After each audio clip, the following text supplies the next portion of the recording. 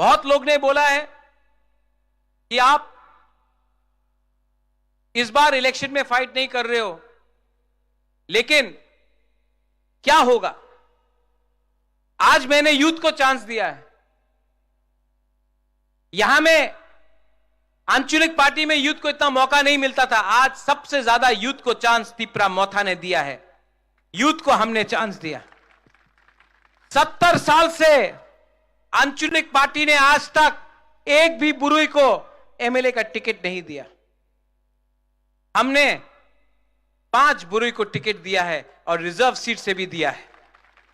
इस बार पहला बार यहां में बुमा है, बुरुई लोग है, आप समझता है, पहला बार 70 साल में आंचलिक पार्टी से एक बुरुई एमएलए या मंत्री बनेगा। आपका बुकुंग बारा बुरुई एमएलए बनेगा।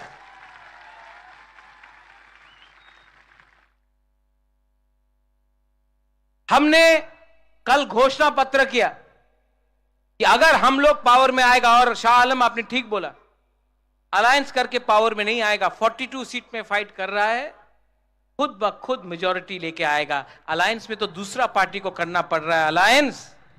हम लोग बिना अलायंस का पावर में आएगा। और सबसे पहले जो 23,000 नौकरी जो बैक